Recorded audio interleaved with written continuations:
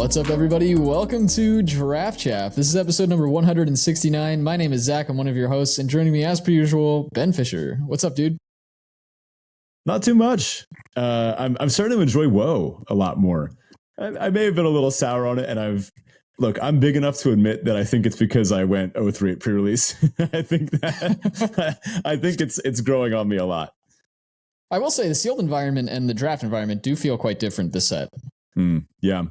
Yeah, and we can get all into this with our first impressions this week. But before we do, of course, our usual housekeeping. Do check out the Discord if you haven't already. It's the best place to be to chat all things MTG. Come say hi, chat with the rest of the Chaficionado community, discuss your picks, your trophies. We love to celebrate folks getting trophies. We've got a scoreboard kind of bot in there that handles tracking who's running up the leaderboards. I think Koga's in the lead right now with Ratafia not far behind. Ben, you're slacking. Look, I said this was going to happen. I'm still going to make a solid effort. I'm going to make a solid effort, but teaching takes time. And unfortunately, I do have to prioritize the minds of the youth or whatever. So look, I could draft on my lunch break sometime. There you go. And normally we would also... That's unfortunate. Normally, this is also where we would pitch the Patreon, which is the best place to support the show directly. But as we mentioned last week, we're kind of pausing the Patreon right now as we're kind of overhauling it, and we'll be relaunching it in November. Again, all current patrons will get October free, so don't unsubscribe or anything if you don't want to miss out on free perks. And then we'll relaunch in November. We'll have more dates on all that in the near future. But if you do want to check that out and kind of see where it's at now, all the tiers are going to be updated and everything in the coming months. But if you want to check that out now, you can do so at patreon.com/draftchaffpod. All right, on to our crack a draft type thing. Ben, this looks like a spicy late one. Yeah, we've got a weird one. I'm not sure if we've had a pack 3, pick 3 on crack a draft type thing. Not for a while, at least. If you are watching, this would be a good time to pull it up so you can see the full context, because there's a lot of cards. I'll read over the gist of things. I've got a bit of a Grixis mix here. Some good blue-red cards, some good black cards, and a tricky decision here in pack 3, pick 3. So far in my deck, let me just read you through some of the highlights. I've got a Snare Master Sprite and a Rotisserie Elemental as good early drops with 2 Torch the Towers to back them up. So pretty good blue-red beatdown start. Some of the good blue-red stuff. I've been slightly impressed with Aquatic Alchemist, as funny as that is. That card's... I know. Zach's making a face. It's a little better than I gave it credit for. I thought it was a stone cold unplayable. But sometimes in blue-red, you are just in need of a 2-drop, and that one can beat down. I lost the game of the day to 2 of them just... beaten down. I have a confession to make. Yeah. I lost to one of these when I was playing a remotely aggressive deck, and it was like one of those weird hybrids that it should have been aggressive, but the draft didn't quite get there, so it was kind of a dirtily aggressive mid-range deck. Mm-hmm. And they just had Alchemist into 15 removal spells. yeah, that just happens sometimes. And I think Alchemist is one of the cards that improves with the player's skill, like a player knowing when to fire off a removal spell to maybe set up a double block and then use the removal spell to just really get your opponent with the Alchemist. Look, I've gotten got by that type of interaction before. I'm guilty of that too. Anyway, going up the curve, still at 2, we've got Picklock Prankster, Spell Stutter, so some good blue interaction, and an Extraordinary Journey, which is technically a 2-drop. Really strong card in blue. Doesn't necessarily need to come down on turn 2. In fact, it's better on turn 6 than 2, and better on turn 4 as well. And a Prophetic Prism. Some Mocking Sprites. I've got 3 of them, so really set up for instants and sorceries, such as a Quick Study. I've got an Ice Out and a Flick a Coin. A Galvanic Giant, Twining Twins. So kind of looking to get the white half of that off of the Prophetic Prism. I've got a Johan, the Apprentice Sorcerer, the blue-red uncommon, and I got a Hearth Elemental up top. Now, that's all the blue-red stuff, but during pack 2, I kind of dipped my toes into blue a little bit. I picked up a spell score, or into black rather. I picked up a spell score in Coven, which I figured I could splash off of the Prophetic Prism. The adventure side of it, it sort of acts like a remand. Solid card. I picked up a Barrow Naughty to kind of go with these other fairies, and I picked up a Candy Grapple, which is probably top 2 commons. It's between that and Torch the Tower. So definitely best black common. Oh yeah, easy. So I've got 3 of the best removal spells in the set just in my pool. But a Grixis pile isn't necessarily what you want to be doing. So now I have a little bit of fixing. I mentioned the Prophetic Prism. I picked up a Crystal Grotto. The Flick a Coin makes a treasure. Hearth Elemental can draw you into more cards. That's kind of like fixing, right? And a Candy Trail early on for some scrying. Now, in this pack 3, pick 3, I had figured that black would be coming back my way in pack 3 because there was a lot of it in pack 1. I think I even picked up the Spellscorn Coven in pack 1. And then I think I took the other 2 black cards just in the middle of pack 2. So I figured some black would be coming my way, which is why I was kind of wavering between this red and black as my off color. Blue, I think I'm definitely playing. I have so many fairies. Extraordinary Journey is a great blue card.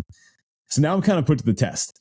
Here in pack 3, pick 3, there's a Devouring Sugar Maw, which that card is nuts. If you haven't gotten to play with it or against it, it is at its best in black-white specifically, where you can use the adventure and maybe on turn 3, use the adventure, turn 4, slam the Sugar Maw. But then it's a 4-mana 6/6 Trample Menace.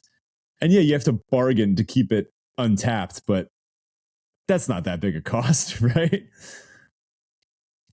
Yeah, I mean, 4-mana 6/6 Menace is stupid just on its own, and it's more than that. So, yeah, I think it's probably best in, like you said, in the white-black shell, but I also could see this being very effective in most black-red decks as kind of your top end, because you almost don't need the white side. Some of the black-red decks, they make enough rats that you can typically bargain pretty regularly anyway. And just a 4-mana 6/6 Menace trample is just stupid. So, though I would say there's also a Goblin Bombardment in this pack if you were in black red. So 2 cards you're not really excited to see in the same pack if you're in that deck. Though I think what you're getting at here, potentially, there are a few cards in the blue-red deck that you could be going up against here, right? There's a Johann in the pack. I also see the Unruly Catapult, which is one of my favorite cards in the set. I mean, I don't think that's any surprise. Someone who loves Thermo Alchemist as much as I do is going to love a card like this. Did you get to put a Curiosity on it yet? I haven't put a Curiosity on it, but I have had 3 of them on the battlefield at once. So, all right, that's pretty sick. That's basically a Curiosity on one. I did actually get to put a Curiosity on one. My opponent, I can't remember if I think they just killed it right away, which that's what you're supposed to do. It's that so basically, pretty much. There's also a potential 4th Mocking Sprite in this one, but I'd gotten one of them on the wheel earlier, so it didn't seem like anyone else is interested. So really what we're looking at here, and a Goblin Bombardment, while on color for red, very off vector. This deck isn't making tokens or anything. That card is nuts, though. I played it in a red-white deck without even a lot of rat generation, and it was just still good. It basically turns all of your opponent's removal spells down by like 70%, because now you get to start flinging your creatures in response to all their stuff. It's just a good effect to have in play. Also pairs well with turn against effects, of which there are a handful and uncommon in the set. But really what this boiled down to me here, I think Johann is good enough. And the question here was, do I take a second Johann? Which I do think is instrumental for the blue-red decks to kind of maintain their card advantage to the late game. Casting adventures off the top of your library does work. So I have a few here with the Hearth Elemental as the kind of the biggest one, Twining Twins to a lesser extent. So a Johann, a second one would be great. But look, I have fixing. I have the ability to play black, and I could even maybe cast that off-color white part using the Prophetic Prism and the Crystal Grotto. Should I take the Sugar Maw here? So I don't like the Grotto as much for that effect as I do the Prophetic Prism, because obviously the Grotto itself is a land, so really that effect is costing you mana to activate, whereas something like Prophetic Prism is the prism itself is almost acting as a filter land. So I don't like using Grotto off like to splash in that way, but the problem with the Sugar Maw here is that it's not just a black splash, it's a double black splash. So it's a little bit trickier to deal with than just saying, oh, I can cast this Twining Twins adventure off of my prism because you need 1 white for that. the Sugar Maw, and if the Sugar Maw comes down late, it's still fantastic. Like if it comes down on turn 6, it's still a 6/6 Menace Trample, right? Like it's not really the end of the world if you can't play it on curve, but I think synergistically, and this is something I've noticed with this set, which we'll probably get into in a little bit, colors almost don't matter in this format. Like they are not the guiding, it's not that they don't matter, but they're not the guiding pillars. What's really guiding you is the vector direction that you're putting together, because we were kind of talking about early, like similarly, like the Goblin Bombardment. This is a very obvious example of this, but it's a red card. You'd think it fits in the blue-red deck or any red deck really, and it just doesn't. And you put that in this deck, and sure, you may be able to hit your opponent for an extra 1 or 2 damage, but like it's not what you want to be doing in this deck. The question is Sugar Maw what you want to be doing in this deck? And I think it could be considered a win condition for a deck like this, but probably a deck like this cares more about controlling the board, getting rid of your opponent's threats, and then just beating down in the air and winning eventually with flyers. So I would be leaning more towards the Johann here, or again, potentially the Catapult. But I think probably just second Johann's better, and those Catapults can wheel relatively regularly. So I think I'd pass on the Sugar Maw here. Now, I have another argument for Sugar Maw. What if I cut red? The Hearth Elemental, the Flick a Coin, the Rotisserie Elemental, and then I splash the Torch the Towers. And then I wind up with this black deck splashing white for the adventure side of the Sugar Maw and the Twining Twins. Now, if I had seen enough evidence for black cards coming my way such that I thought I could backdoor into blue-black fairies, maybe splashing a red card here or there, I don't know, Torch the Tower is that good. And you don't necessarily need it on turn 1, although it is best on turn 1. That's, kind of the strength of it. You can kill like a hasty 2/2 with it, right? Ash. That's a great example. Yep. I took the Sugar Maw here, and I think it was wrong. Okay, so I have a couple things to say there, right? Like I think one thing I have, and listener, this is something very valuable, I think, for you as well. We're operating, we meaning myself and the listener, are operating with only what we see on screen or what we've heard you talk about, Ben. We don't have the context of the rest of the draft, and we're not deep, but we're well into pack 3 at this point. So there's 2 whole packs of context we don't have for this draft. Yeah. You did mention you got kind of maybe the Spellstorm Coven pack 1, and then some of the other stuff came through mid pack 2. If black was super open, I could see an argument for maybe just saying like, well, maybe I'll just drop red and play the Sugar Maw. But the Sugar Maw doesn't fit super well in blue-black fairies. It's a great card in a vacuum, and it's again 4 mana 6/6 Menace Trample, really, really good. But the fairies deck isn't making a ton of tokens usually. It's not necessarily making a ton of enchantments, though you do have a good bit of roll generation in that deck. So it's like, how often are you keeping the Sugar Maw untapped? Well, I'm not sure. And then you are giving up some really good cards in Torch the Tower and the Rotisserie Elemental, even the Hearth Elemental in red if you drop those. So I still don't think Sugar Maw fits very well in the blue-black deck, so I would be hesitant to take it there thinking I might end up in that. I think if I was leaning towards blue-black fairies, I might actually just take the Hopeless Nightmare that's in this pack instead. Some of the bargain stuff, make it a small game. Right.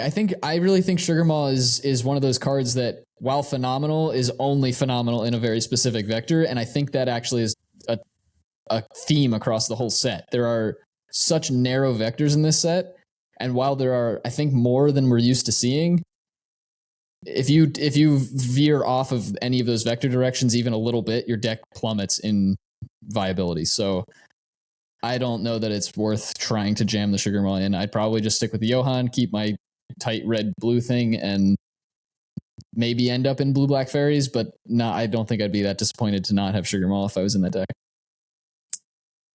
I have no notes. I did take the Sugar Maw, and for the exact reasoning that you mentioned, that's why I believe it was a mistake. Here, I can show you my final deck real quick. This is what I ended up with, And as you can see, this deck is sorely missing a second Johann. It would have absolutely played it over this Galvanic Giant, which is just, I mean, it doesn't really belong in this deck. The cool thing was I could make Storm Reading kind of cheap because I had 4 Mocking Sprites. But look, I had 2 Flicka coins. I had a Quick Study, a bunch of Picklock Pranksters, I had 3 Torch the Towers. Playing that off the top with a second Johann, it would have made the deck, I don't know, 30% better to have it. So, again, learn from my mistakes. All right, on to our Teferi Tibble. This is our Roses and Thorns style of segment where Ben and I share a high and a low from the past week. Ben, what's going on? I feel like you haven't gone first in a while. You should take this one.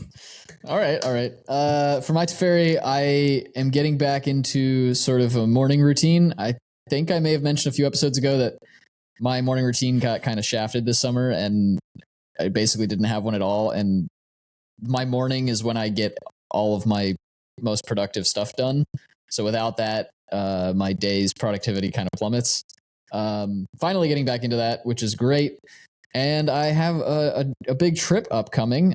By the time this episode drops, I will be prepping to leave. But I'll be going to Zion National Park for about 8 days with a dozen guys, and it's going to be good fun. Very cool. Haven't been there. That's what state is that one in? Utah. Yeah, cool. Utah's sick. Yeah, we're going to fly out. We spend one night in Vegas, and then we'll drive out, hit the Hoover Dam, and then drive out to Zion, and then we might take a day and go down to the Grand Canyon. But we're out there for 8 days just hiking, seeing nature, and it's a part of the country I've never been to, so very excited to get to see it. Yeah, it's sick out there. If you can hit the Grand Canyon, I highly recommend it. And my Tybalt is that I am super hungry, man. I guess I'm not eating enough. I started this like 5-day-a-week workout routine, which is less strenuous than I thought it was going to be. Like, I thought going to the gym 5 days a week was going to be a nightmare, but I've actually been really enjoying it. But clearly I'm burning a bit more, and I added some cardio to my workouts, which I haven't been doing. So clearly I'm burning more than I'm used to burning. And yeah, my calorie intake right now is not enough to keep up. So I need to fix that because I'm hungry every day, all day. I think I'll start with my Tybalt. I need a better shampoo. What? I need a better shampoo. I've gone through like 3 or 4 different types of shampoo. This doesn't make a lot of sense if you don't know what I look like. People that are watching on Spotify have already seen, but to the listener, I have probably past shoulder length hair at this point, and every once in a while, I just kind of feel my hair, and I'm like, man, this shampoo sucks. I need something better. So any listeners with long hair, I am fully open to your recommendations. I'm using natural right now. I've used Shea Moisture in the past. Natural. You know, I forget. It's something like that. I think my mom's a hairdresser, right? Most. Oh yeah, that's right. You should ask her. I forgot that. Yeah. I can definitely ask her for recommendations. Yeah, like for semi wavy to curly, more on the wavy end, but yeah, interested in Rex because I don't know, sometimes it just doesn't feel. Anyway, my Teferi is that there's been some good TV shows on lately and some good movies that I'm excited coming out. Actually, just today, a new trailer dropped for Killers of the Flower Moon, the new Scorsese movie. That is going to be, I mean, I can't believe Oppenheimer's going to have competition at the Oscars. Like that's that's where I think we're at. The Killers of the Flower Moon looks awesome. Very excited for that one. And I've been enjoying Fiona and Cake, the Adventure Time spin-off sequel type of deal.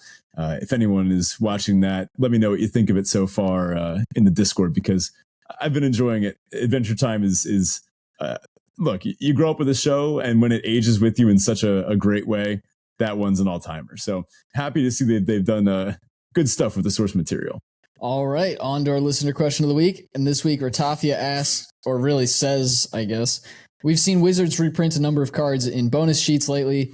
What product would they print limited only Power 9 in? Now, that's an interesting question. I think print might not be it. If anything, I could see this be digital because, look, Oracle of the Alpha. I tweeted this out a while back, and it got some traction on Twitter with people saying, yeah, when are they going to just put the Power 9 in the cube, or toss it in some format on Arena? Maybe just for one day. Just all I ask is one day they give us historic no ban list with the full Power 9, because let's be honest, that would be awesome. That would be they so did much give us fun. Historic no ban list. That they did. That is coming or did come. I can't remember which, because I don't play Historic, but I do remember reading about it. Now, I'm not asking for like no holds barred. Give it like the legacy vintage, or rather the vintage ban list, right? And the vintage restricted list. Make it, restricted to one copy of the Power 9 per deck or something like that. But I mean, that's kind of what Oracle of the Alpha does anyway. They're so close to putting it in something. What I could see, and I don't like this idea, but what I think the most likely version of this would be is a digital only set akin to the Baldur's Gate kind of redigitization where they changed a bunch of cards. I would see it as the bonus sheet in like an alchemy draft. The bonus sheet in a digital alchemy only draft format. And I think that would be an absolute mess. It would be absurd. It would be ridiculous. You'd have people posting screenshots of their opponent lands, Lotus, Mox, 5 mana 5/5, just with no other text, just vanilla 5 mana 5/5, and that will win 90% of games that happens in. And yet that'll happen. It'll be like a version of the Vintage Cube. I think if anything, it'll be kept digital, because when you talk Power 9, you talk the reserve list, and when you get to the reserve list, Wizards they get very clammy about it. Yeah, and for those who don't know, the reserve list is kind of this weird, like, I don't even know that it's like a real list. I guess it's a real list. It's like a legal document, right? Yeah, almost. Yeah, it basically, like, it's Wizards saying we're never reprinting these cards, and like that's kind of it. I don't know. It's really wonky.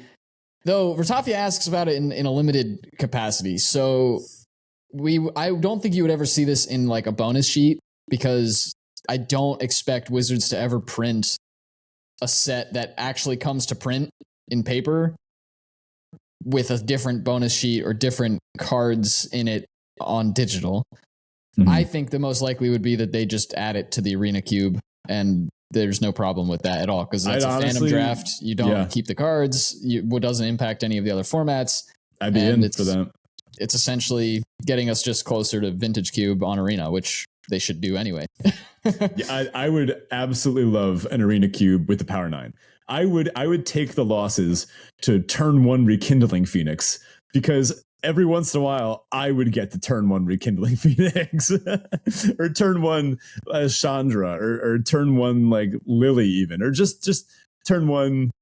I don't know. You can't do that much broken stuff because we don't have as many wheels on Arena. We don't have as many like draw 7s on Arena. So you can't do the truly busted stuff and like exploration, fast bond. These but they cards should really just let you break symmetry. Like, they should just put literal Vintage Cube on Arena. I would be over the moon if you told me I could Vintage Cube while like in the bathroom at work. That is the every limited aficionado's dream. Well, you can do that now. Right? You just need to bring your laptop into the toilet with you. Look, without getting stairs, let's add that asterisk. Here's the thing. They've done this whole, like, we print a set, you can draft with that set, then shortly thereafter we reprint the set with alchemy adjustments, and you could draft that, or you can draft the original. What they should do is just put Vintage Cube on Arena as it is on MTGO. You don't have to maintain 2 separate versions of the cube, just one Vintage Cube that goes up on both. And then keep the Arena Cube as like, here's where we put alchemy in cube, and leave it as, do what they do with that as they do. And I think that would be totally awesome, and I would love that, and they should do it. Wizards, do it. Mayro, we know you're a fan of the show. We know you listen. Do it. The only other place I could imagine this happening is maybe in an alternative draft format where the cards would be functionally the Power 9, but not actually the Power 9. So that's something like a conspiracy set, an unset, something like that. Maybe they make an uncard where it has like the power 9. I'm picturing like two, I guess like a tic-tac-toe board, and it has the power 9, and you circle the one on it that you want to be. You'd mostly go with Time Walk, Lotus, and Ancestral, I guess, but maybe you really want a Mox for some reason. I don't know. And then you get to like play with that card in your unset deck, and people laugh and they're like, okay. Or maybe it has some kind of like funny downside, like while you have certain cards on the table and unsets, like you have to balance something on your head. Like if you play a Black Lotus, you have to balance 5 cards on your head or something like that. I don't know. I could see them pulling some nonsense like that. In Conspiracy, they might be able to template it such that it's a functional reprint, but that it's only applicable in a Conspiracy like multiplayer format. Maybe even something with like Commander Legends, although I guess those are more specifically for Commander reprints, and they certainly wouldn't reprint the Power 9 for that.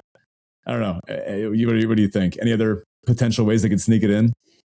Yeah, I think you run into some really weird kind of dilemmas when you start talking about printing them in paper. Even functional reprints, if you're introducing them, I mean, outside of just like pre-banning those cards, you're kind of running into these like weird issues where like, well, we don't actually want to introduce this effect in Commander, let's say, but we want to try to bring this experience to Limited. So we just print this like functional reprint, like you're saying that like maybe it's a Conspiracy, so it's not actually legal in other formats, but they are legal in Commander, I think. Are they legal in Commander? No, I don't Conspiracies think so. aren't. No. So maybe there's a Conspiracy that says on the first turn of the game you get a Black Lotus or something like that. Yeah. Which is arguably way more powerful than Black Lotus, but or maybe you flip a coin and if it lands a certain way, you get a Lotus. That'd be funny. That'd be really good too. Yeah, well, I don't know. Something like that maybe, but they'd have to do it in such a way that it doesn't actually impact constructed formats that they don't want those cards in without just, again, pre-banning them or whatever. I would actually be all for Conspiracies that somehow gave you Power 9 cards, because we do have Conspiracies in the Draft Chaff Cube, some of which have been purported to be pretty busted. We can't put Power 9 in the Draft Chaff Cube. We just can't do it. Oh, you can't put it in your version, but it's not going in the official version, that's for sure. All right. I'm using my veto power on that one. If you're trying to tell me the Power 9 is Draft Chaff, I'm about to slap you upside the head. Well, it wouldn't be the literal Power 9, but oh my, yeah, whatever. Okay. Let's get on to some first impressions with Wilds of Eldraine. The way we're going to kind of structure this conversation, Ben and I will walk through the vectors that at least have stood out to us, whether that's a good thing or a bad thing. I don't think we'll walk through every single vector. There are quite a few of them, and most of them are kind of straightforward, but there are quite a few that are not. So we'll talk through some of our standouts and some of the ones that disappointed us, and then just a bunch of different interactions that we've come across and some other thoughts, kind of random thoughts on the format so far. So why don't we just start with the vectors, Ben? Yeah, let's start with probably the best couple of vectors in the set, at least from our experience. This is the Jund set, I think. You can do some good Jundy stuff, but that's not to say that it's all one Jund vector. It's just the Jund color pairs that happen to be overperforming, and I think a big part of that are the efficient black and red removal spells that enable good decks. So obviously black-red rats. When you just dump a hand full of rats onto the board, you go so wide that if your opponent plays, I don't know, a 5/5 ETB, the giant that makes a food, by the time they would get to the next turn to untap, crack that food, and stabilize, they've already died. Because you've just gone so wide, attacked with so many things. And there's even some enchanting tales that help, such as Impact Tremors, Raid Bombardment, and Goblin Bombardment is by far the best of these. So much better than the other ones. But what this Rats deck can do, it can just hit the board so much quicker, and it can play to the board while still having super efficient removal spells, Entorch the Tower, and Candy Grapple, yeah, things like that. Yeah, I will say the Jund deck, or really the Black-Red Rats deck, is quite interesting because, to your point, it is very aggressive and it has things that it can do other than just throw rats in the red zone. You can, as you mentioned, there's things like Goblin Bombardment where you can sack them to ping your opponent, which still gets in for the 1 damage if they suddenly can't attack anymore, because they do get blanked pretty quickly. But there are other cards like Totem Tans that can do different things to make them easier to attack. Tons of bargain lets you kind of leverage those rats later on when they're no longer useful in the red zone. I will say, though, my favorite deck in the format, and we'll get to more detail about this deck, is red-white. And red-white loves playing against black-red decks because their rats can't actually block. So if you're in a race and they're only 1/1s, so you're often, the red-white deck's often playing bigger creatures than 1/1s. And I've noticed I actually, like, a lot of times my opponents like play the adventure side of Ratcatcher Trainee, make a couple rats, and I'm just like, cool, thanks. I'm glad you took your turn to do that. I'm just gonna full swing. Right? Yeah, you have no blocks. I'm just gonna full swing, and your rats are not gonna kill me faster than my, soldiers or knights or whatever are gonna kill you. Mm-hmm. Now, another thing about this rats deck, I think it's kind of skill testing. You have to know when your rats should die. There's a certain sense of holding back, right? And holding back and saying, well, yeah, they have this 5/5 and they're going to get to eat my biggest thing, but I'll get in for 4 damage. And is that worth losing my 2/3? With the rats deck, you need to know when it is and when it isn't. Because sometimes, and I think more usually than not, it is. This vector really lends itself to putting your opponent to as low a life total as possible. I found the turn against effects to be fine in this deck too, just because they remove a blocker and provide an extra attacker. And you care so much about just chipping in for these little chunks of damage that you can probably leverage a good turn where they leave back 2 blockers, and then all of a sudden you have an extra attacker and they've 1 less blocker. I actually find, Ariet's Charming Apple? I played it in a black-red deck, in a rats deck, with no sacrifice outlets, just as a turn against effect with a bolt stapled to it. Because you can pay 3, tap, sack to make your opponent lose 3 life. And once you got your opponent low enough, it provided some late game reach that I think the rats deck does need. You do need a way to push through for that last couple points of damage before your opponent does get to untap and start sacking their food. But I found the best board states for black-red are ones where you have like 7 rat tokens. And just like a blue-green, relatively fair but rampy deck, even ramping just can't put that many blockers out in enough time or even gain enough life to stabilize. Yeah, and those red-black decks can generate rats. The good ones and the ones that are really tight can generate rats much faster. Typically when we see those like scenarios where maybe you're going really wide and your opponent is trying to go tall, something like, and I actually have a great example that I'll follow up with, but when you see those situations, a lot of times it's not beneficial to attack because they're just going to pick off one of your attackers every turn and you won't kill them fast enough to make a difference, really. And you're just losing your creatures. In this format, it actually seems like the black-red decks can generate rats fast enough that losing a rat a turn to their 6/5 blocker actually is not a problem at all. And you're just chipping in for 5-6 damage a turn. You're making that rat back up with a rat out, or again, the Ratcatcher Trainees adventure or something like that. And just incidentally adding these rats to the board. Voracious Vermin has been a pretty linchpin 3-drop in that deck. I really like seeing that card in any of those black-red decks. I'll take pretty much as many as I can get. 2/3 power, 2/3 stats is kind of a little awkward because you'd almost rather be a 3/2, but that's just a great card. ETB, it does a celebration thing if you happen to have red cards that care about celebration. Right. It makes rats. It does everything you want. Tangled Colony has been a really good rare in that deck. And pretty exactly much any of the deck. Right. Yeah, you pretty much don't want it anywhere else.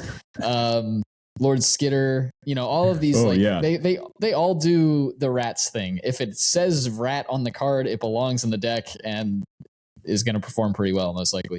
But the example I was going to share was I was playing against a red-black player who had, and I was kind of in this weird spot where I was playing a dirtily green-blue ramp deck and didn't get out a ton of blockers too quickly. I think I had a living lectern and like maybe one other thing, but they happen to have enough removal to kind of keep me at 1 creature or 2 creatures on board. They had maybe 4 rats on the board, and then I was at maybe 10 life. They had 4 rats and like maybe a Voracious Vermin or something, and I had 1 or 2 blockers. I finally got to 6 mana, cast my Balloonist Gatekeeper, say go. They slam Ariet's Charming Apple. They got you. Going for lethal. Yeah, I was just like, oh, okay. Yeah, if that's your top end, like if that's your win condition, the works. apple is it just works. Yeah, you don't need to sacrifice their creature. It's the perfect example of an on vector card, right? It removes the blocker, it adds an attacker, and it hits them for 3 sometimes. I had a game where I chose to make a treasure with Charming Scoundrel, knowing that then on turn 5, I could slam the apple and then activate it in the same turn, because that was a turn 5 kill with that play. Something else about the Rats deck, when you're playing against it, I guess having played with it a couple times, it's not good to have a small board. You want to have as many things attacking as possible. So when you're playing against the Rats deck, think about what has to happen for you to stay alive. You need to make some tough trades. That means sometimes you're going to have to trade your 2/1 with their Rat, and that doesn't feel good. And maybe it puts a counter on their Vermin, right? But maybe you know that your only real out here is the top deck a removal spell for the Vermin, and that, you know, putting that counter on there is just what it's going to have to come down to. Yeah, they really care about creature density in that deck, and getting their board to basically not have creatures on it is kind of your number one priority when you're playing against them. It's not always the easiest or most straightforward matchup playing against black-red in this format. There is a lot of nuance to that deck, and it can be, I don't want to say easy to shut down, but it can be straightforward to shut down. You just need your cards to line up right, and you need to make good decisions when you're playing against them, because that vector is one of the very tight ones that is like just doing its thing. It's very linear, and, well, I say linear, but it does have all the removal in the world, so I guess it's not super linear. Yeah. The thing is, there are some messy vectors in this set, and there are some cards that have significant off-vector application. You can have a black-red deck that can maybe grind a little bit in the late game, but maybe not so much as other sets. I'm still kind of figuring out the width of these vectors, we'll call it, how narrow the vectors are. This one is fairly narrow, but, you know, if this deck happens to land something like a Dark Tutelage, sure, it can grind.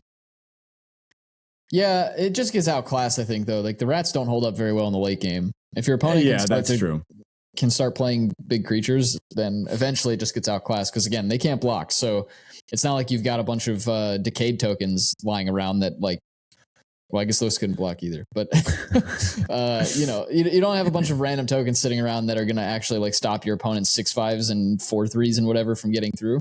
Eventually, if your opponent has a big enough board, you can attack into it, and you can't block them from attacking you. So once they've got lethal on board, they can just full swing it. You're dead. Yeah, that's true. A lot of the value of the deck is in placing a bunch of non-blockers onto the battlefield. You can win against the black-red deck if you just land a well-timed Hamlet Glutton, and then they're at like 12 from you chipping in throughout the game, and then they go, oh, I guess I'm just dead because I can't race that. Let's chat about a similar deck that involves some similar cards, but is basically the other end of the vector spectrum, and that's black-green. Now, the funny thing is, I think the black commons and uncommons tie these vectors together. There's just such efficient removal spells and efficient interaction. But black-green, we can talk about the food vector specifically, but as with a lot of the green decks in this format, it can involve these multicolored, splashy piles or what have you. But the black-green food deck specifically, it's very solid. And food in this set, this vector, is much stronger than food in Lord of the Rings. So get the Lord of the Rings like white-green Hobbit food deck out of your head. This is where food's at. If you haven't had a Greta active against you, Greta is the black-green uncommon. ETBs to make a food. You can pay green to sack a food and put a counter on something at sorcery speed, or you can pay 1 in the black, sack a food to draw a card and lose a life. I've had games where you're in these like kind of mid-rangey, grindy decks, and maybe I'm playing like blue-black or something, and I'm running a little low. I'm like drawing my fairies in the late game. My opponent slams a Greta, and I look and I see they have 3 food. I'm like, oh, I guess I just lose. Like they're going to draw immediately 3 cards off of this thing. It's a really good piece in the late game for that. Plus, it stabilizes early.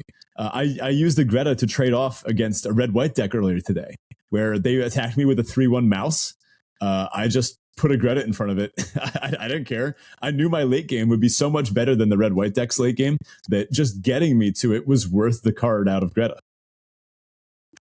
Yeah, Greta's been phenomenal. I will say, so just kind of throwing out there in terms of win rates, black green is up there as one of the most winning 2-color decks right now. Actually above Rakdos and above a lot of the others. It's really only behind Boros red white at this point. Wow. At the time of recording. So I think that caters to what you're probably supposed to be doing more than anything else in this format, and that's bargaining. Black has tons of bargain cards and tons of ways to make cards that you can bargain away, and green has tons of bargain cards and also tons of cards that you can bargain away as well. So they marry very well together, and I think that leads to kind of being able to do this mid-rangey, kind of stem the bleeding against the aggro decks early, and then also just go way over the top in the late game against the decks that are going big. You can still battle with both, and you have access to all sorts of crazy stuff in terms of ramp to get you to ramp out your big creatures early. You've got all that removal in black that is really good, and you have access to a bunch of creatures in both colors that fight well or do or act as removal spells functionally, like things like Fawn's Bane Troll and such like that. Black green's been a fun one, but I think it's one of the more difficult ones to put together in a good version of it, right? Like I've seen a handful of those decks that just don't feel very good and they just seem to be dirtily and aren't really doing anything. I've seen a few that are quite tight and seem to have a really strong vector. All the cards are kind of doing their thing. And I think that's the name of the game in this format overall, is really like every card in your deck needs to synergize with every other card in your deck. You can't really have just like these one-off cards. And that's kind of what I was getting at with the Sugar Maw decision. You can't just really have these like one-off cards that seem good, but don't actually do anything with the rest of your cards. Right. Who would have thought vector theory applies again? The tighter your vector, the better. We should shout out the Gingerbread Hunter. I think that one can really tie this black-green deck together because it does what the deck wants to do. It interacts early with a solid removal spell and a puny snack, the -2/-2, and then you just slam a 5-mana 5/5 ETB make a food later.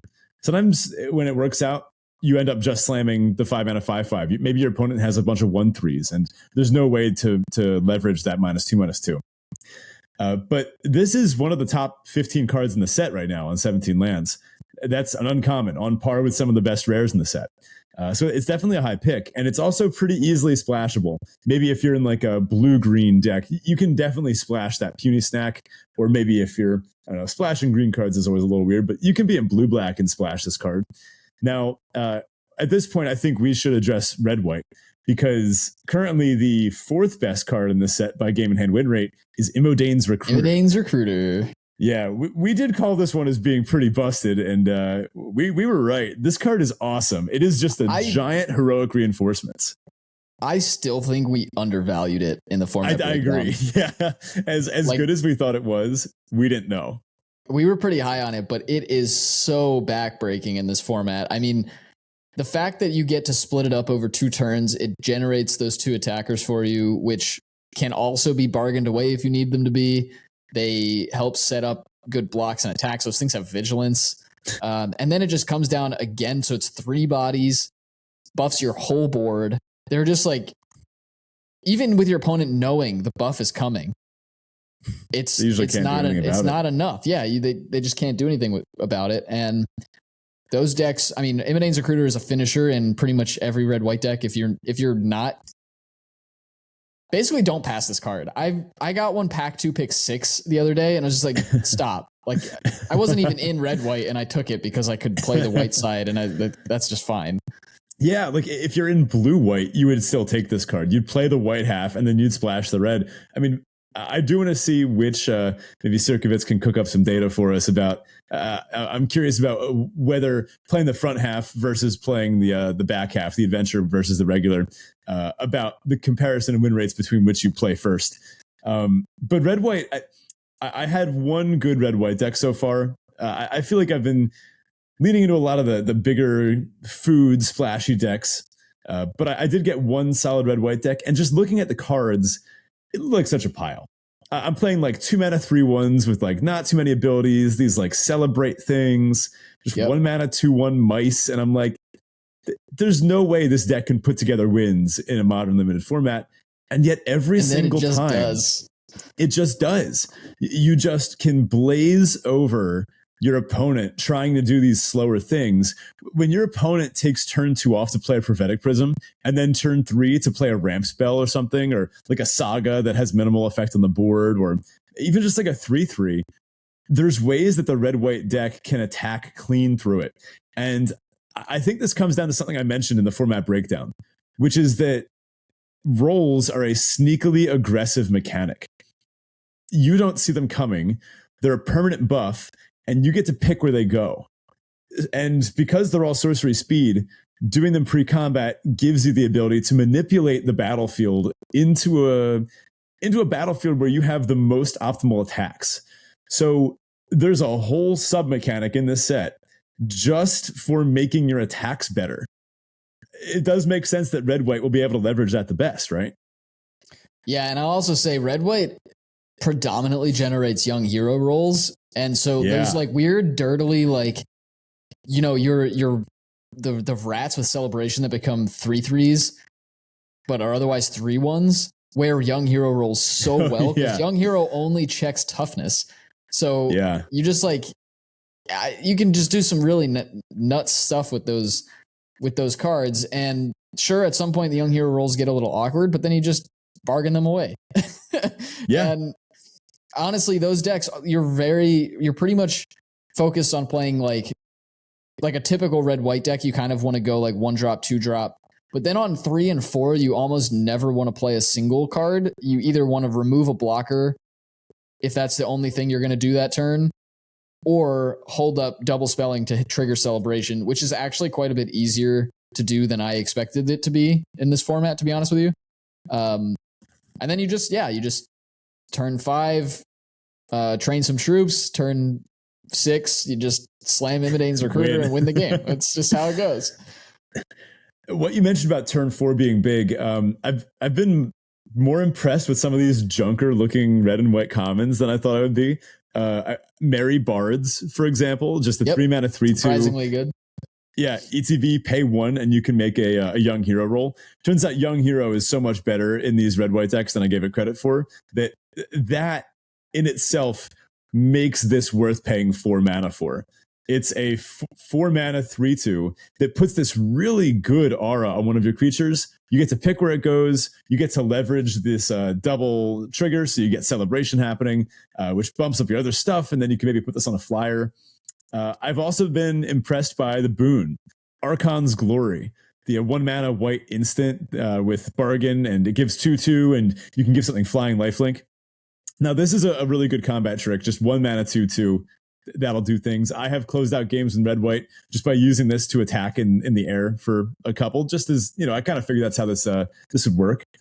But something particular about red white that I noticed is that there are these sneaky ways to make 2 permanents in a turn that your opponent can't see coming.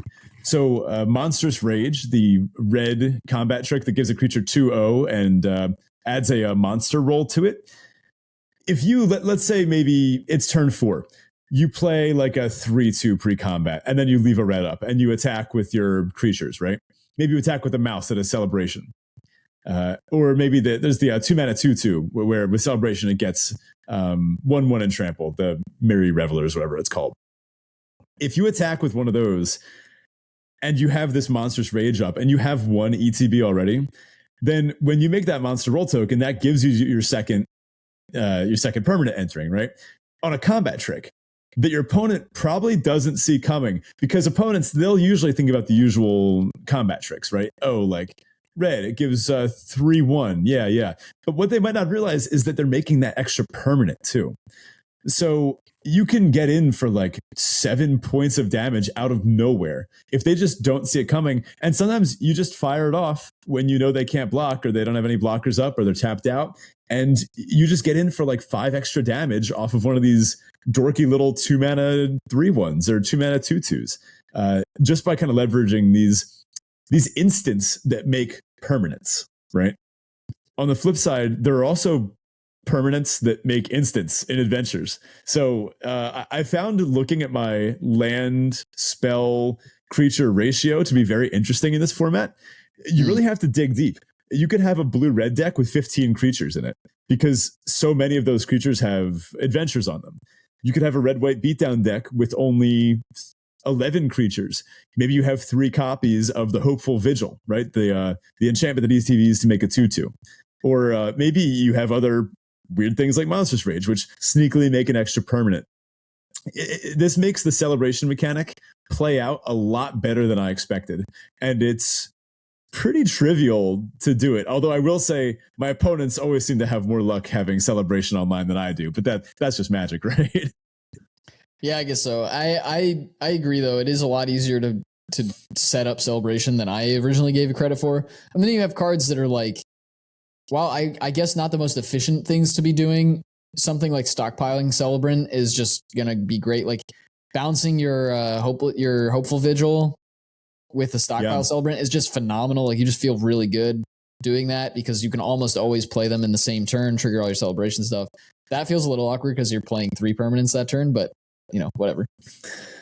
Yeah, stockpiling Celebrant is one that I want to go deeper on. I haven't gone super deep on it yet, but it's so close to being a 3-mana 3/2 draw card.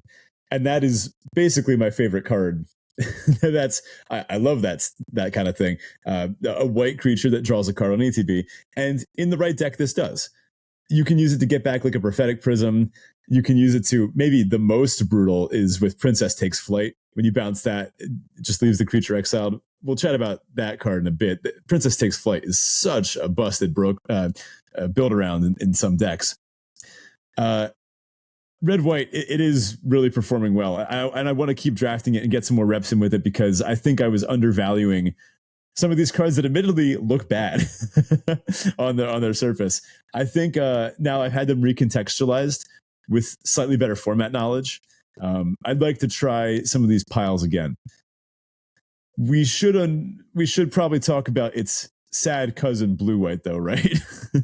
It's depressing. Blue-white is not good. It's got this very weird, and actually there was a phenomenal thread put out today by Jason ILG, I think, on Twitter.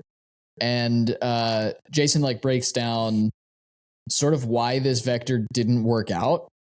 And essentially it boils down to this, right? It cares about all these tapping effects, most of which are temporary, not permanent. And anybody who's played a tempo deck in any format ever knows that if you're using temporary removal spells, which the tappers essentially are, you need to capitalize on them with damage pressure or red zone pressure. The problem is blue-white can't do that. Blue-white doesn't have enough good attackers to make it viable to tap down their opponent's stuff and then capitalize on that by getting in the red zone and pressuring their life total.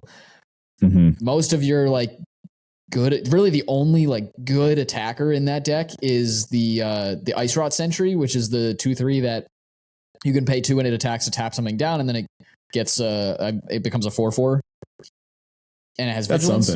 That's a phenomenal attacker. It's an uncommon though, so you're lucky if you've got one of them in your deck. There are a few others, but basically all the celebration cards are bad in this deck. The deck can't do enough to keep celebrating over and over again. You have this weird mix between wanting to pin down your opponent's creatures, but then also keep up counter magic so you can kind of get rid of your opponent's big stuff that you can't otherwise permanently deal with. And it just feels weird. And I just have to say, I was on blue-white for a little while. I was hopeful that it was going to be good and people just hadn't found the version of it that worked. But I played against a blue-white deck that had everything. It had Ice Rot Sentries. It had Hilda. It had Hilda's Golden Crown. It had it had everything, and I handily beated them. It was a relatively close game, but I never really felt all that worried that I was going to lose ever. Was this that one you posted in Discord? Yeah. Yeah, that game was sick. I highly recommend listener, if you haven't seen it, you got to go check out that game file. I actually posted a pretty good one too. So some very good games happening this set, which I think this early in the format, we're both enjoying these good games. That's a compliment to it. But yeah, I got to say, Conversely, I did get wrecked by a Hilda. I was also playing in not that good deck, though. So I want to say that maybe blue-white will be the blue-green scry deck of the format, where blue-green scry in Lord of the Rings, I love that deck. And when the pieces came together, it was so cool. It was so much fun to play. And I still feel like I would have a lot of fun playing this nonsense tappy deck. But I'm not going to lean into it, right? If I see a Charade, I'm going to value it a little lower than maybe I would have before. Am I still going to slam a pack one, pick one Hilda? Absolutely, because I want to try this, and I my heart's not as frozen as hers, so I do want to try this at some point. But I'm okay conceding that there are better things to do with your white decks than try to tap your opponent's stuff. Now, this kind of goes into what we were talking about with the kind of weird vector narrowness, I suppose, within this set. And that is, like, most of the white cards in this deck don't fit in the red-white deck, and vice versa. That's true. They have two totally sets of white cards that they want in their decks, and there's not really good overlap between the two. So trying to run things like Armory Mice in your blue-white deck isn't generally going to work out for you very well. Yeah, and that Ice Rot, it's not Ice Rot Sentry. Is it the one in the white 2/2 3 to tap? No, that's Frostbridge Guard.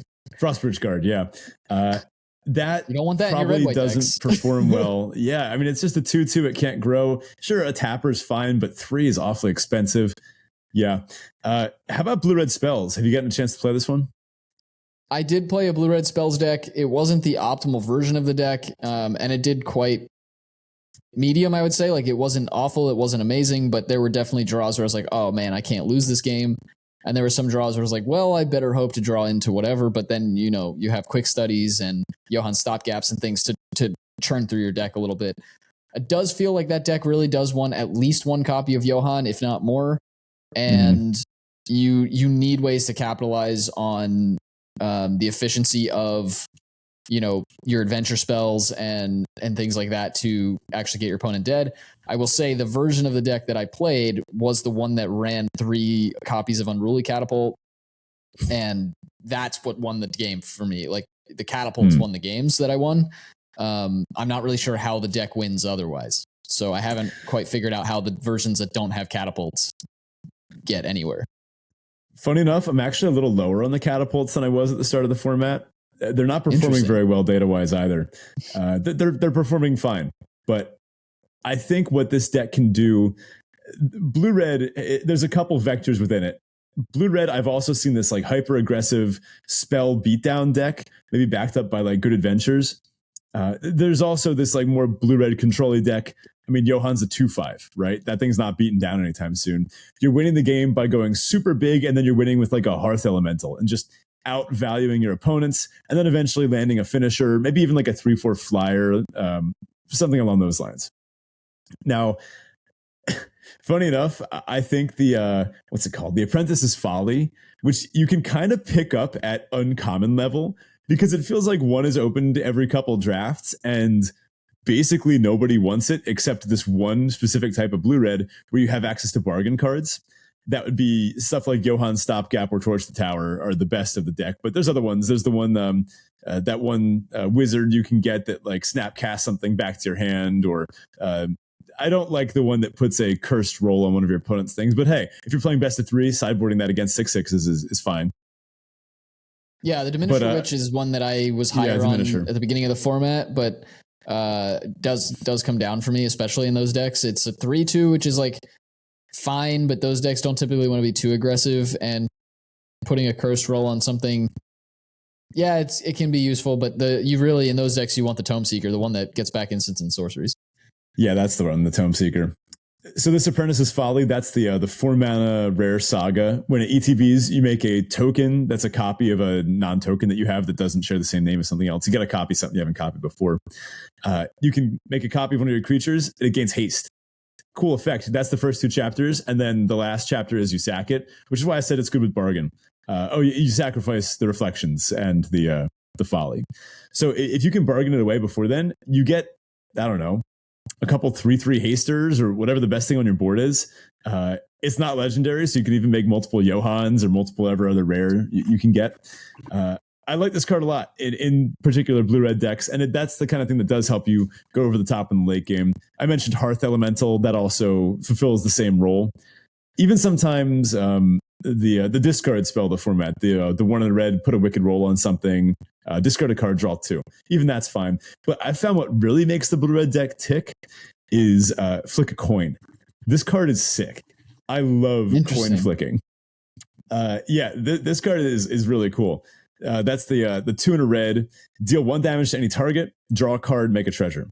And not only does that, absolutely wreck some of these red-white decks and red-black decks, if you get to snipe their vermin with this, the 2/1, you really got them. Snipe their mice with this, their 3/1, boom, you got them, you're stable.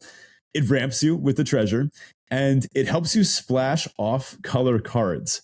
Now, I should note, it helps you splash off-color, but on vector cards. Maybe something like a Candy Grapple, or another good instant or sorcery, or a finisher like the Goose, the old Goose Mother in this. That, I think, is actually a great finisher for the blue-red deck. You can absolutely put that in here with a couple of copies of the Coin Flick. So Flick a Coin, I want to push it and see how many you can put in a deck before you hit diminishing returns on, maybe they just play all 1/3s, and then you're like, uh-oh, that's not good. But you can always put them at their face, right? Yeah, that's a card that I've been low on, though. Like, I like what it does. I just don't know that I want to spend 3 mana on it. So, I mean, once you combine that rather with like the mocking sprites and such, then you're like, oh yeah, this just feels awesome.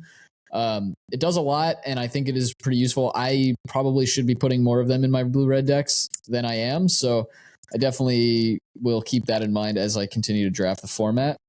Would you believe me if I said it's the 3rd best common? I don't think I would believe you, actually. Is it really? Oh, yeah. It goes right now on 17 lands, the game in hand win rates. We've got Torch the Tower, Candy Grapple, then Flick a Coin. Below that is Cut In. That's the 4 mana red, deal 4, make a young hero. And then Hopeless Nightmare, which also says something about the format. That's the black enchantment. ETB, they discard a card, they lose 2. Below that is Rat Out, then Hopeful Vigil, then Sweet Tooth Witch. So we are seeing some Mardu supremacy here. Hamlet Glutton is actually the top green common just below that. It's 6 or 7 down. And that makes sense because when cards like Torch the Tower, Candy Grapple, Flick a Coin are good, Hamlet Glutton is going to be the best stabilizer there is. I mean, a functional 5 mana, 6/6 gain 3, you need some real strength to attack through that and win. Yeah. Now, we do have a couple of others that we haven't really touched on here yet. We could probably skim through these because I think these are a little more straightforward. Blue-Black Fairies is good, though less good than I anticipated it to be. It's actually one of the worst decks in the format based on 17 lands data. Certainly better than Blue-White, but given the access to removal and flyers it has, I'm surprised that it's putting up the numbers that it is. And I mean, this is just like draft all the fairies, fairy fencing, and any of the other cards that say do a thing extra if you have fairies on the board. Like, they're all good. Baronati's a phenomenal common as well. I'm actually surprised that it's not higher up on the commons list because it's not even near the top. But I've really liked Baronati in most of my black decks, period, and especially in the fairies deck. Speaking of black decks, black white, I haven't seen it work, man. I don't know. This one is trickier to put together. It's one of those A plus B type of things where you really do need both things to be happening. What is it? The Ashiok's Reaper, I think. The 4 mana 3/3 when an enchantment is put in the graveyard, draw a card. I haven't seen that proc once in my 20 events. I've never seen a bird token. I've seen plenty of Savior of the Sleepings on the board. I've never seen, or not Savior Sleeping, the other one, the Night of Doves. I've seen plenty of them on the board. I've just never seen it make a bird ever. Yeah, your opponent has a lot of leeway in how they interact with that vector. Like, what if you just pacify their thing with the roll on it? Do you then spend a card to put another roll on it to get the thing to go to proc when that card's already been locked down and maybe at risk of getting exiled in the case of a like caged up? It can work. when it has the power behind it. But I think I've seen it work best as just a straight up Enchantress deck with just good value black cards, good value white cards. I mean, we're seeing that these are some of the best decks of the format: red, white, black, red. Of course, you could put together a black white combination that works. In fact, our live draft deck, I went 2-1 with it. 5-3 in games, I believe. So, you can do good work even with a admittedly mediocre black white deck. But it's definitely not up there with the dedicated beatdown piles. Plus, it seems like maybe black, I don't know, it might depend on the exact combination. If you combine the black late game reactive vector cards with the white aggressive vector cards, you're just going to get a mess. Yeah, I will say, numbers wise, the white black decks are actually behind blue black, so that's a little bit surprising too. Wow. They're on the lower end of the spectrum in terms of win rates, with the top 4 really being red, white, black, green, Rakdos, and Gruul. Actually, are the top 4 in order. Gruul checks out, yeah. And then also there is technically a 5-color deck. In fact, I think there are quite a few of them. The one that I've seen work really well, LSV did a phenomenal draft where Goose Mother was his top end, but it was like this very controlling 5-color deck that relied on prismatic prisms and the occasional treasure to just play whatever he wanted, and often playing Goose Mother as like an 8/8 or 9/9 and just completely annihilating opponents. I think there are other ways to build 5-color. But this is one where it's like, again, every card in your deck needs to synergize well with every other card in the deck. If you just have a bunch of random 5-color cards in your deck because you drafted a bunch of good rares, probably not going to do very well. Yeah. I think that the 5-color deck, there's a key package of cards that can enable it, right? It's easiest to do in green because you have access to the Fawn, right? You have access to the ramp spell, Return from the Wilds, and you have access to... Oh, yeah, even Utopia Sprawl, which is one of the best of them. But Prophetic Prism is really the one that makes this tick. It really glues these decks together in that it acts as a bargain piece. These decks tend to be reactive. I mean, they're playing a 2-mana, don't affect the board, right? They have to have a way to make that good, probably through bargaining out something like a Hamlet Glutton early, right? Or bargaining a Johann Stopgap, or maybe using something like Hatching Plans to get such raw card advantage that they can then, get fixing through that. This package, though, of like 1 to 2 Prophetic Prisms, maybe 1 Grotto, I don't mind playing if I'm trying to do this type of thing. And then some treasure makers, particularly Grabby Giant. That one can make some treasures early. I don't love the 3-mana 2/3, the Goblin ETB, make a treasure. That one's just fine. It's kind of like a mediocre thing that both this deck and the red-white deck can use to hit Celebration. I think it's great in red-white. Yeah, it can do some stuff in red-white. I mean, ramping you up to like a double spell turn can be pretty applicable, or ramping up to a giant Invadane's Recruiter play or something like that. I guess that does let you turn 4 Recruiter, right? Back it half also Recruiter, triggers Celebration turn 5. the turn you do it, so... Yeah, okay. Maybe I've been too harsh on these junky red-white cards. Cards I would never otherwise put in a red-white deck in another format. But anyway, I'm also still studying the 5-color package. I think there's I don't know if there's a whole episode to that, but there's definitely some splashability in this format. Feel free to splash around, particularly with the adventure cards. Because if you can at least guarantee you're going to be able to cast half, maybe you're splashing the other color, you don't end up in as many games where you're truly mana screwed because of your splash, right? Everyone's been there. You splash a 6 and a blue bomb. But then even on turn 7, 8, 9, you're still looking for your island and you just haven't found it. Well, what if your 6 and a blue bomb also has a single green adventure and you're like a green-red deck? Well, then, yeah, it's much easier to do. That can come up in this set a lot. Now, as one last big format note, I've noticed something that's worth mentioning. There are occasionally these non-games where both players trade off a bunch of resources early. These games often involve Hopeless Nightmare because this card is a game. It's like a game asset reducer. It reduces the number of cards in play, permanents in play, stuff that's happening, even life total for your opponent.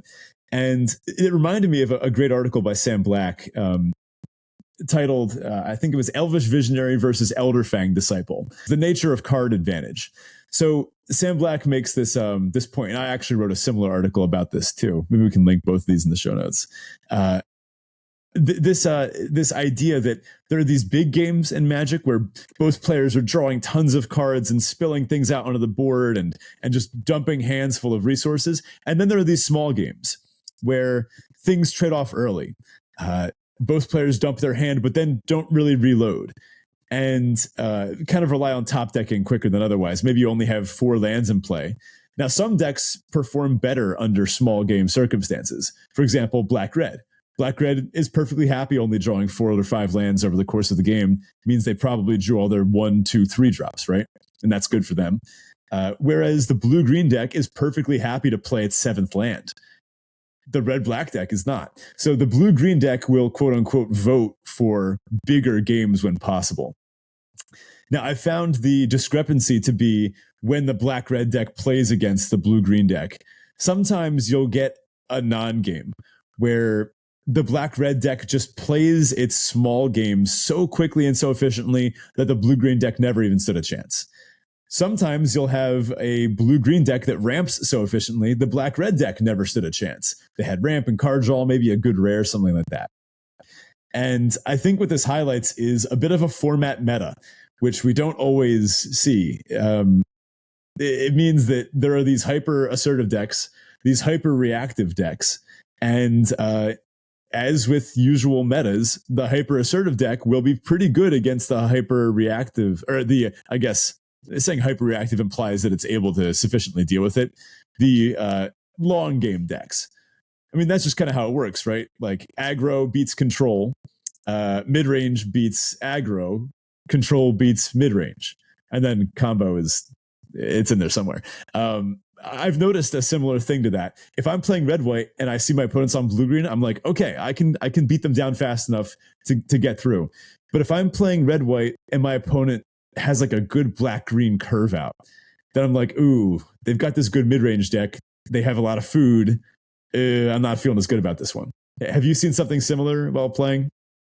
I have. I think actually though, and this just go. I mean, I maybe will let the cat out of the bag here a little bit, but I don't think this is a surprise to anybody. I think that's why Imidane's Recruiter is just hands down Draft Chaff hero for this set. Like, if you're playing red white and you're up against a good tight black green mid range food deck, I often just don't get discouraged because it's like I'll just play my board, we'll gum up the ground a bit, and then I'll just Recruiter to win. Like that's what can punch through. Yeah. Right. And then you have other gnawing crescendos, another version of that you have access to in those decks that let you punch through even harder. And that actually leaves behind creatures. So when you're trading off or trading up, you're getting rats left over. So your recruiters later can buff the rats. Like there is some play the red white decks specifically have in this format to kind of get ahead or get over those mid-rangey kind of blue green, sometimes Gruul decks as well.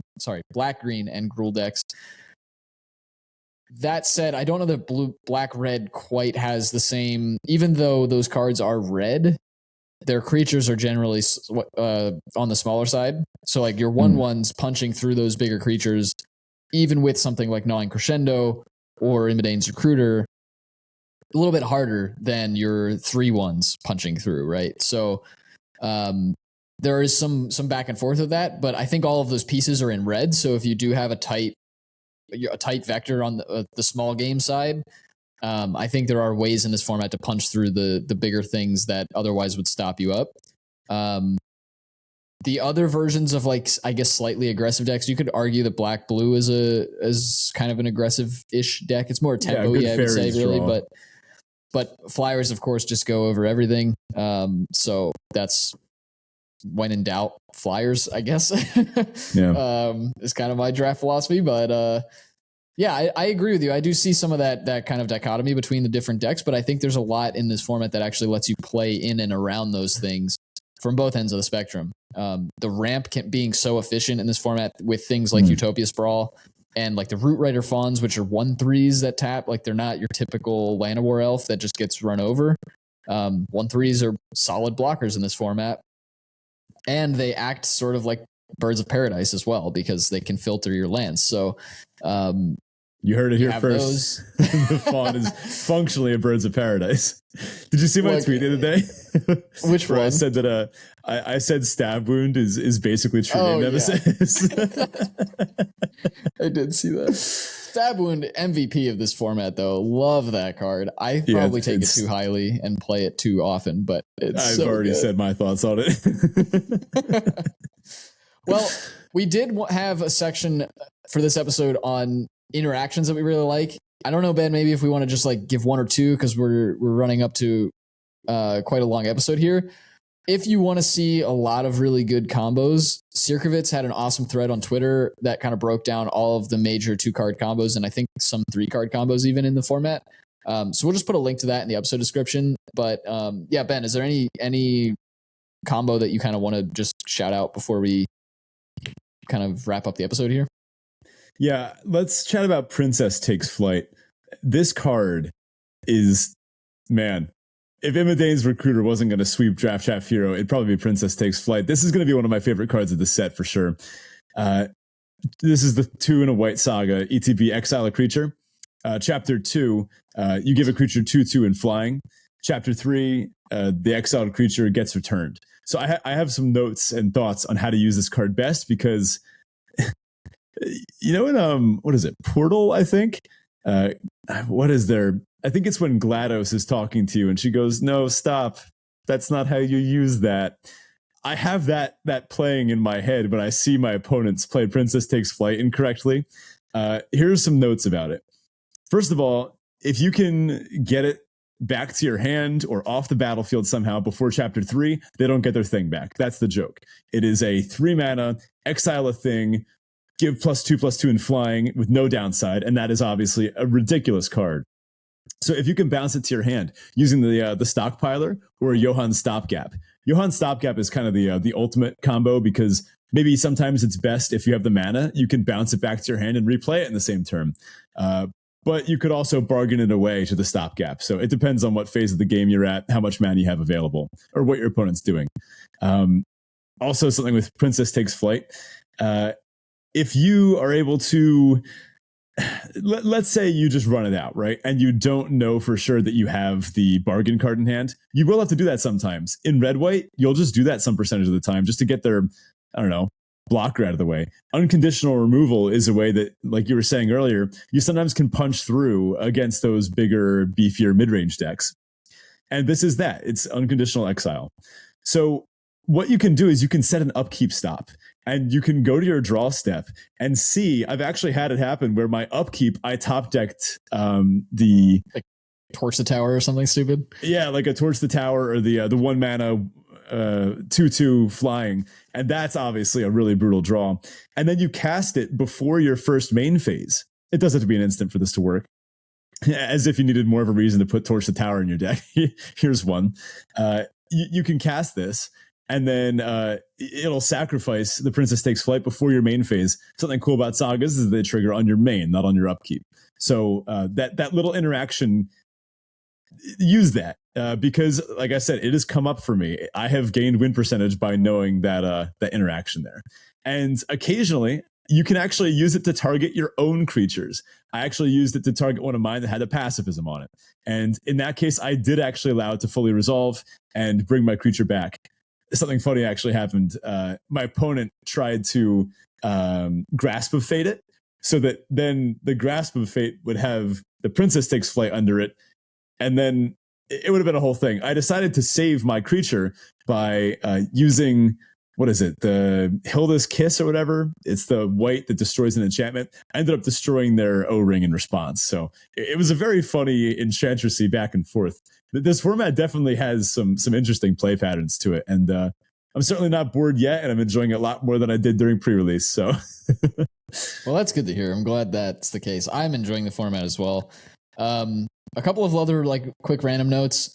I don't know that I'd call this a Prince or a Pauper format. Like, it's not very rare dependent, but the rares are impactful. And when you put the right rares in your deck, they do perform quite well. So it seems to be a healthy format in my opinion. I don't think there are any rares that are just like, ugh, like super grown test. And okay, I guess I'm never going to win now. There are some big bombs that do that, but they're not around often enough, at least in my experience, that it has ruined the format for me. And there are enough of them, or maybe there are few enough of them that I get them too. I don't know. You want me to out us a little bit here? You and I have both lost after casting gruff triplets, right? Well, I know I have. I have too. Yeah, so although, it's good. Again, it's good, but it's not that good. I'll throw out there, the only time I lost after casting gruff triplets was when I was at 1 life when I cast it. So, and I died to a really strong red white aggro deck that had just gone too big, too wide, and I had too few resources. So, yeah, red white. Look, I think I am supposed to like this format even more than I do already. Red white is my jam. I just have to figure out what the good red white cards are. I'm still a little shaky on that. Yeah, well, and I think that's kind of my next point on the format is none of the decks are trivial to build, really, except maybe Blue-Black Fairies. Blue-Black Fairies is maybe the only deck that I've ever felt is kind of quote-unquote on rails. But every other deck requires real thought to build properly and have like a cohesive, effective, powerful deck. Which I really appreciate. I think that keeps the drafting from getting boring. And then, like you mentioned earlier, the gameplay has been very dynamic. I think every game is quite different because there are a lot of different vectors in the format. And they're so narrow that allows for so many different ones to kind of pop up. Know your vector theory, folks. If you don't know vector theory, go check out our episodes on vector theory because it will help you gain win percentage in this format for sure. All right, that about does it for us this week. Thank you so much for listening. Do check out the Discord if you haven't already. We'd love to hear about it, your experience with this format, and we'd love to see you over there, so do check that out. The link to that is in the episode description as well as on our Twitter page. And again, the Patreon's paused, but if you do want to check that out, you can find it at patreon.com/DraftChaffPod. Don't forget, when we relaunch that, we're going to be doing limited edition, limited time only Draft Chaff pins for everybody who joins in that launch window. So keep an ear out and eye out for that. We will have more details coming in the near future. And if you want to find us on Twitter or X, you can do so at Draft Chaff Pod. Thanks, folks, and we'll catch you next week. The start of the show, then I imagine you are now, so I'll keep this brief. But this past week, I did break one of my main rules, these tenets that I try to hold myself to, and that's engaging in online beef. It's very rarely productive, and it never leads to a good outcome, and it usually just decreases the net happiness in the world for some amount of people. But sometimes you got to stick to your guns. And for those that saw it, there was some discourse about the old rip and flip game, which for those that are not familiar, it is when you have a prize pack or something, you take the rare slot card without looking at it, you rip it in half, and then you flip it over to see whether you lost 10 cents or whether you lost $100. And I guess there's an element of entertainment to this. I've seen people do this. I mentioned in the thread that folks at my old Magic Club used to play it, and it always just felt a little cringy. I think, imagine another collector or another game doing this, right? Imagine if occasionally, like a Beanie Baby collector, they would just get a random box of Beanie Babies and they would just slice it in half and then look inside to see what had been done to their Beanie Babies. Or I don't know, someone who's super into chess, occasionally just, I don't know, just taking a hammer to the king. To me, it reads as equivalent. I love Magic too much to want to rip a card in half outside of some, ridiculous circumstances. So I recommend you check out our thread on Twitter about it. I'm curious to hear people's takes on this, but yeah, all in all, whatever. It's just thoughts on the internet. This isn't going to be, well, let's not make a big thing out of this. The person who posted it, they're great. Honestly, love their content. But sometimes, you just gotta stick to your guns a little bit, right?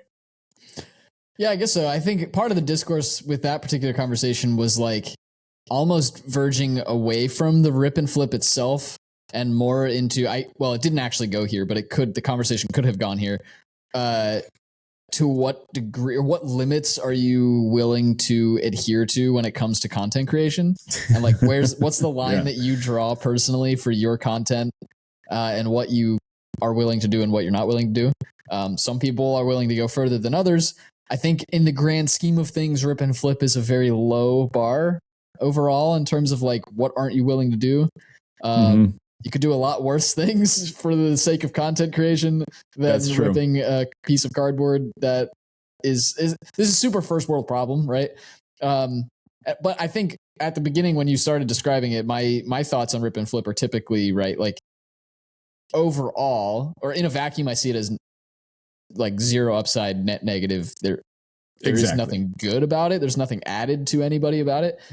That said, if it does provide people entertainment, there is a level of something being added. And so I guess you have to vary and compare, is the level of entertainment outweighing the cost of like ripping a card you otherwise could have just given to somebody if you didn't want it, or like donated to clubs or what, I don't know, whatever. Yeah. But here's a good one. Let's talk about the kind of entertainment, right? If the kind of entertainment is the viewers would then derive some amount of joy from my pain at ripping a Lily of the Veil in half or something, which actually is like a $10 card. Let's use a real thing. Let's say you rip a Grief in half, or a Solitude, a borderless Solitude. You rip that thing in half, and the viewers derive some amount of grief from my grief. Then I don't know. I guess that is entertainment, but aren't there more fun ways to entertain people? Well, that's up to the viewer, right? I mean, that's like a very one-on-one, like what entertains you may not entertain me. Some people really love going to concerts. I don't particularly care to that often.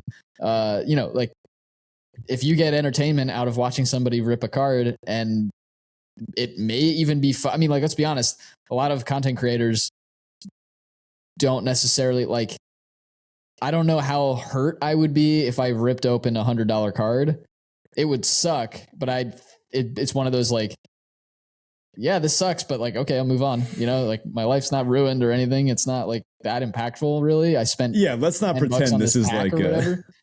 Because like that's the thing. It's like expected value is lost. The actual value you lost was the value of the pack. I think there's a more altruistic loss in that you could have just donated that and it actually improved somebody's outlook on the game, or given somebody the ability to play a format maybe they otherwise couldn't have played, something like that.